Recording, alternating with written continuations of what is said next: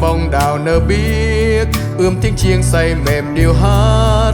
Buồn hồ em đông đưa mấy vườn đại ngàn, mang nắng lên hội mùa của nước, cho bên thiêng thơm ghè diều mới. Chợ tình em bay bay căng tròn đại ngàn. Mùa của đất, mùa của nước, mùa của lửa hát, mùa của khát khao khát khao.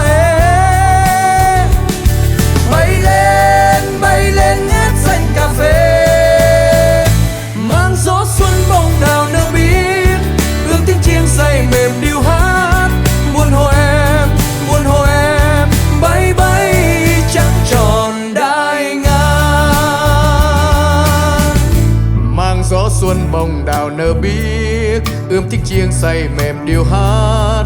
Buồn hồ em đông đưa mấy vườn đại ngàn, mang nắng lên hội mùa của nước, cho bên thiêng thơm ghè diều mới. Chờ tình em bay bay căng tròn đại ngàn.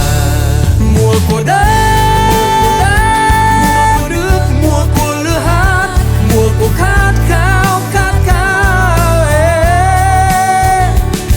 Bay lên ngát xanh cà phê, mang gió xuân bông đào nở biếc, ương tiếng chiêng say mềm điệu hát.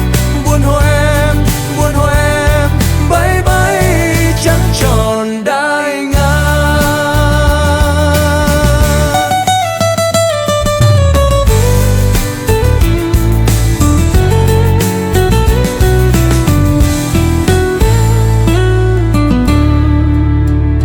Mang gió xuân bông đào nở biếc, ươm tiếng chiêng say mềm điệu hát. Buồn hồ em đông đưa mấy vườn đại ngàn, mang nắng lên hội mùa của nước, cho bên thiêng thơm ghè diều mới. Chờ tình em bay bay căng tròn đại ngàn.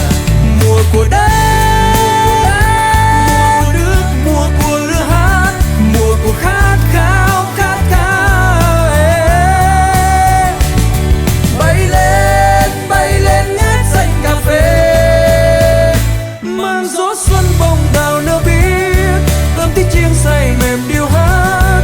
Buồn hồ em bay bay trăng tròn đại ngàn, mang gió xuân bông đào nở biếc, ươm tiếng chiêng say mềm điệu hát.